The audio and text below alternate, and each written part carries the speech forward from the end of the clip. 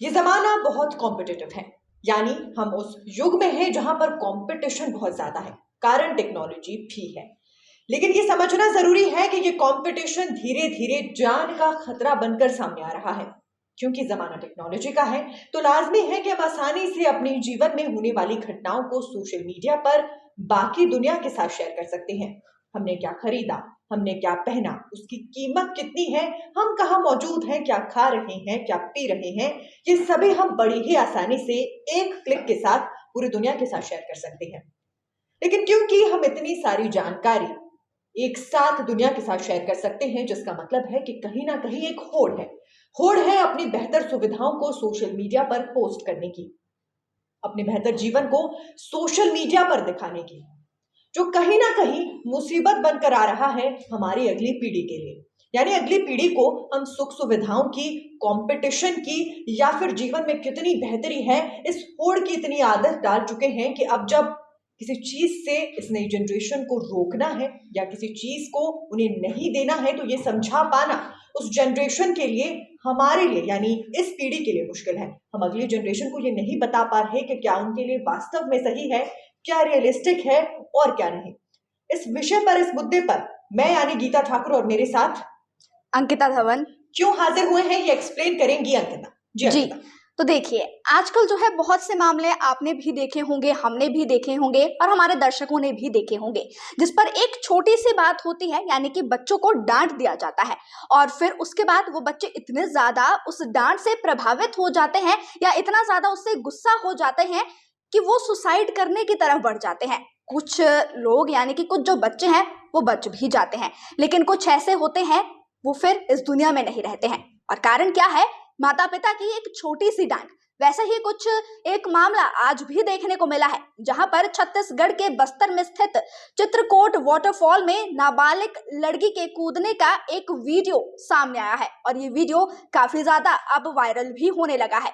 दरअसल चित्रकोट चौकी पुलिस के मुताबिक लड़की ने जो है 90 फीट की ऊंचाई से छलांग लगाई और फिर तैरकर खुद ही वो बाहर निकल कर आ गई।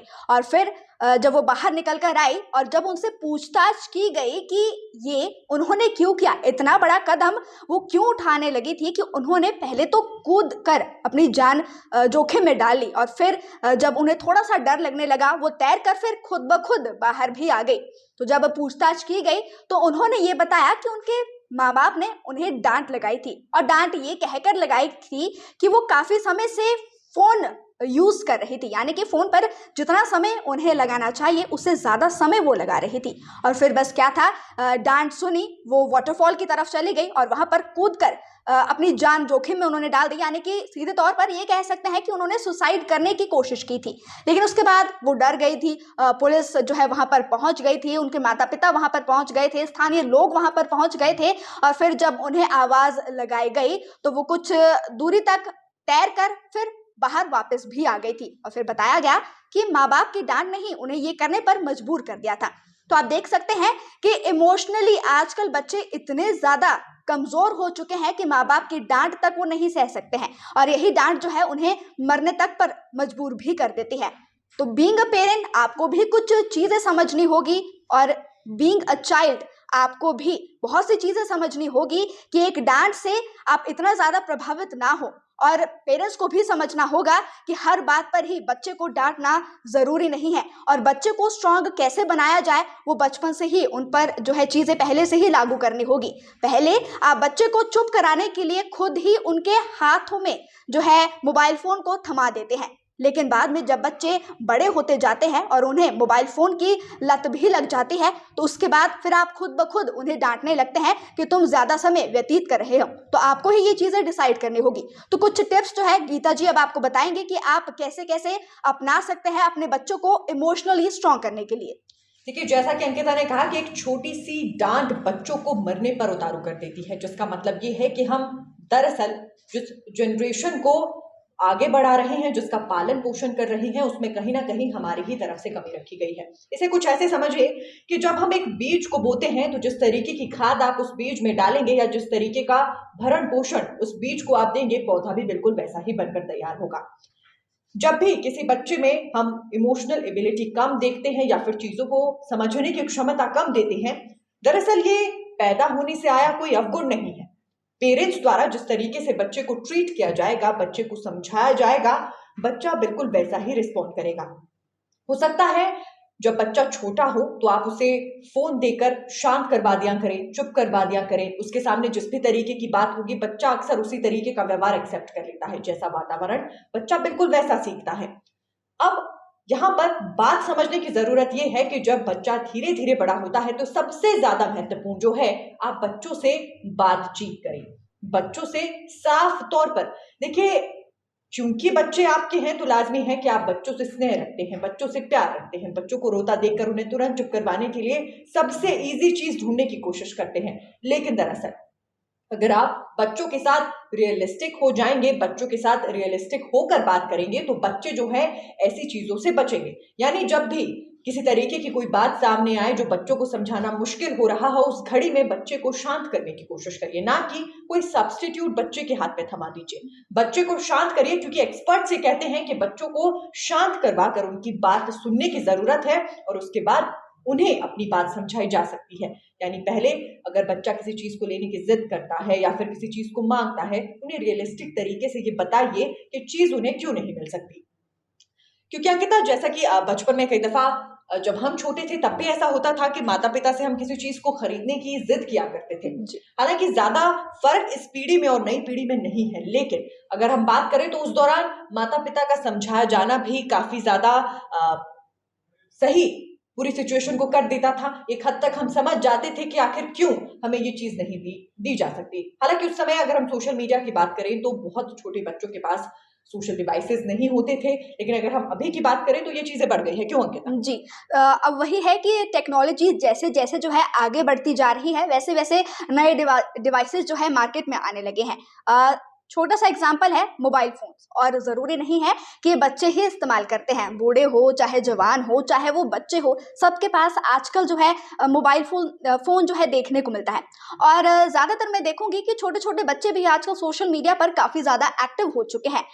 इतना जो है आजकल जवानों को, यानी कि जो यंगस्टर्स है, चलो यंगस्टर्स की बात भी अगर मैं छोड़ूं तो जो 30+ भी होंगे उतनी जानकारी उन्हें नहीं होगी जितनी एक 5 साल के या 10 साल के बच्चे को होगी। और ये क्यों है? क्योंकि आपने पहले से ही बच्चों के हाथों में मोबाइल फोन को थमा दिया है, और बच्चे जो है उनका दिमाग अब काफी ज्यादा तेज भी होने लगा है। यहाँ वहाँ की चीजों को वो जब देखते हैं तो वो फिर अपने पर्सनल लाइफ में भी उसे अपनाने लगते हैं। तो यही एक कारण है कि टेक्नोलॉजी इतनी ज्यादा वास्ट हो चुकी है कि अब बच्चे भी जो है काफी ज्यादा तेज हो चुके हैं। और यही एक कारण है, मैं कह सकती हूँ कि टेक्नोलॉजी ही एक कारण है जो बच्चों को अब इमोशनली काफी ज्यादा जो है स्ट्रॉन्ग नहीं बना पा रही है, क्योंकि ज्यादा से ज्यादा समय जो है बच्चों का सिर्फ और सिर्फ इसी में जो है टाइम निकल जाता है कि बच्चे जो है काफी ज्यादा अपना समय टेक्नोलॉजी में ही वेस्ट करना पसंद करते हैं, रादर देन कि वो अपने बुक्स को पढ़ें या लाइब्रेरी में जाएं। ये बिल्कुल भी प्रेफर नहीं किया जाता है। आजकल टेक्नोलॉजी को ही काफी ज्यादा महत्व दिया जाता है। इसके साथ साथ एक कंट्रोलिंग पावर होना, यानी जो बच्चे हैं उन पर एक कंट्रोलिंग पावर कम और एक पेरेंट्स के नजरिए से उन्हें ज्यादा देखिए। यानी बच्चों की लाइफ को कंट्रोल करने की कोशिश ना करिए, बच्चों को गलती करने दीजिए। गलती करने से मतलब ये है कि अगर बच्चे गलती कर रही हैं तो उन्हें इतना ना डांट दीजिए कि अगली दफा जब वो गलती करें तो वो उस गलती को आप तक पहुंचने से पहले ही छुपाने की कोशिश करें। यानी उनकी हुई गलती को बैठकर समझिए कि जब आप उनकी उम्र के थे क्या आप उतना बड़ा फैसला ले सकते थे, और अगर आप उतना बड़ा फैसला ले सकते थे तो क्या गलती की कोई गुंजाइश थी? यानी जब आप उतने छोटे थे तो क्या आप उस तरीके की गलती कर सकते थे? इन सारी छोटी छोटी बातों के तहत जो है इस बात को समझिए कि बच्चे ने अपने उम्र के मुताबिक गलती की है। कई दफा बच्चे कुछ ऐसी गलती कर बैठते हैं जो वो आसपास या सोशल मीडिया से सीखते हैं, जिस गलती की कोई गुंजाइश नहीं होती, जिस गलती की कोई उम्मीद नहीं की जाती। यहाँ पर इस बात को समझना जरूरी है कि क्योंकि बच्चे सोशल मीडिया पर ओपनली किसी भी तरीके की जानकारी को ग्रैब कर सकते हैं, जिसका मतलब ये है कि आपको ये समझने की जरूरत है कि बच्चों को गलती करने दीजिए, लेकिन उनकी गलती को समझिए। उनकी गलती को समझने के बाद जो है उनके अंदर का जो डर है, यानी अपने माता पिता के सामने अपनी गलती को बताने का जो डर है वो कम होने लगेगा। इसमें मैं आपको थोड़ा सा ऐड करना चाहूंगी कि देखिए, आपने कहा कि गलती करने दीजिए, आपको समझना होगा, और इसमें सबसे ज्यादा जरूरी ये हो जाता है कि गलती की सजा से ज्यादा जरूरी है उसका एहसास होना। जब आप उन्हें बैठकर अच्छे से समझाएंगे, पहले खुद समझ लीजिए, और फिर जब आप अपने बच्चों को समझाएंगे, उन्हें फिर एहसास हो जाएगा, तो फिर वो दोबारा से वो गलती नहीं करेंगे।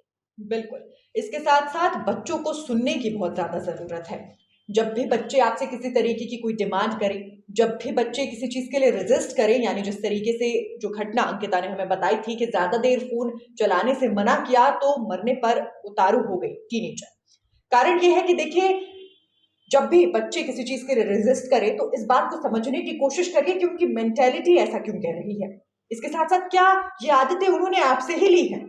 क्योंकि बच्चे सोशल मीडिया इस्तेमाल करने की आदत या फिर फोन चलाने की आदत जो है अक्सर अपने पेरेंट्स से ही सीखते हैं। एक्सपर्ट्स कहते हैं कि परिवार में जिस तरीके का माहौल होगा, बच्चे वो जल्दी ग्रैब करेंगे। अगर आप भी फोन पर 3 से 4 घंटे यूं ही बिता दिया करते हैं तो लाजमी है कि बच्चे भी वहां से फोन चलाने की हैबिट को अडेप्ट कर लेंगे। इसके साथ साथ अपने आसपास, यानी अपने कॉलेज में, अपने स्कूल में, अपने टीचर्स को देखकर, आसपास का वातावरण देखकर बच्चे ये आदतें अपना लेते हैं।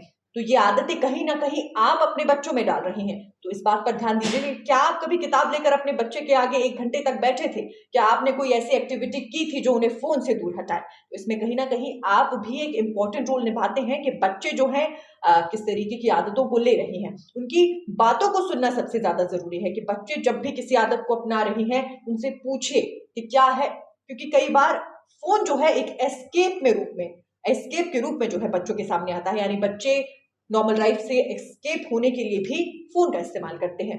तो ये सुनिश्चित करना आपकी जिम्मेदारी है कि बच्चे इन आदतों को क्यों ले रहे हैं। और साथ ही साथ जो है बच्चों की जो फीलिंग्स है उसकी आप कदर करना जरूर सीखें। जैसे कि उन्होंने कहा था कि बच्चों को जो है मौका दे कि वो अपनी बात जो है वो खुलकर आपके सामने रखे। लेकिन आप बच्चों को अगर पहले से ही डरा देंगे, पहले से ही उनके मन में एक डर पैदा कर देंगे, तो आपके बच्चे जो है आपसे काफी ज्यादा जो है डरने लगेंगे और अपनी बात को वो बिल्कुल भी नहीं रख पाएंगे। तो आप ही को समझना होगा कि आपको अपने बच्चों की बात कैसे सुननी है, उनकी जो फीलिंग्स है उसकी कैसे कदर आपको करनी होगी। जी बिल्कुल। इसके साथ साथ बच्चों की जो मांगे हैं उसके लिए ना कहना सीखिए। अगर आप शुरुआत से ही बच्चों की हर डिमांड को पूरा करेंगे, हर मांग को पूरा करेंगे, देखिए शुरुआत में ये मांगे बहुत छोटी छोटी सी होंगी, गुड़िया से शुरुआत होगी। और ना जाने, क्योंकि जिस केस की हमने थोड़ी देर पहले आपसे जो है चर्चा की है, बातचीत की है, उसके दौरान भी फोन चलाने की एक डिमांड थी कि थोड़ी और देर तक फोन चलाने दिया जाए। जिसका मतलब ये है कि ये छोटी छोटी डिमांड से बड़े होकर एक ऐसी डिमांड पर आ गए जिसे पूरा करना पेरेंट्स के लिए संभव नहीं था। मतलब ये है कि जब छोटी छोटी डिमांड सामने आए जिन्हें आप पूरा नहीं कर सकते, वो क्लियर और असल में बच्चों के सामने रख दी जाए कि आखिर क्यों मांग को पूरा नहीं किया जा सकता, या ये मांग बच्चों के लिए किस तरह से गलत है। जी, और साथ ही साथ जो है एक टाइम जो काफी ज्यादा इम्पोर्टेंट रह जाता है, वो चाहे वो यंगस्टर्स हो, चाहे वो बच्चे हो, चाहे वो बूढ़े हो, सबके लिए जो है टाइम काफी ज्यादा इंपॉर्टेंट रहता है। तो आपको भी यही करना होगा कि जो आपके बच्चे हैं, आप एटलीस्ट उन्हें टाइम की वैल्यू जरूर सिखाएं कि कैसे कैसे वो अपने टाइम को किस किस जगह पर लगा सकते हैं। टाइम वेस्ट करना बिल्कुल भी मत सिखाइएगा, क्योंकि आपका जो एक कदम है बच्चों को चुप कराने के लिए, यानी कि जैसे कि मैंने पहले भी ये एग्जाम्पल दिया था कि आप बच्चों को चुप करवाने के लिए या उनका ध्यान भटकाने के लिए एक चीज कर देते हैं कि उनके हाथों में मोबाइल फोन को थमा देते हैं, और फिर क्या कि वो जो है लगातार अपने टाइम को वेस्ट करते जाते हैं, और ये आदत जो है फिर ताउम्र जो है उनकी बरकरार रहती है। और इसी के कारण जो है जब उन्हें मना किया जाता है तो वो काफी ज्यादा गुस्सा हो जाते हैं और सुसाइड जैसा एक खतरनाक कदम उठाने के लिए मजबूर भी हो जाते हैं। तो टाइम मैनेजमेंट काफी ज्यादा इंपॉर्टेंट रह जाता है बच्चों को सिखाने के लिए और खुद को भी सीखने के लिए। बिल्कुल। इसके साथ साथ जरूरी है कि आप ज्यादा से ज्यादा टाइम जो है अपने बच्चों के साथ स्पेंड करें, अपनी फैमिली के साथ स्पेंड करें। ज्यादा टाइम अपने बच्चों और फैमिली को दें, जिसका मतलब ये है कि इन्वॉल्वमेंट बढ़ेगी तो कहीं ना कहीं नेगेटिव थॉट्स, नेगेटिव विचार बच्चों की लाइफ से एग्जिट हो जाएंगे। इसी तरीके की तमाम जानकारी, तमाम अपडेट्स के साथ हम हाजिर होते रहेंगे। नेशन स्पीक्स, अब बोलेगा हिंदुस्तान।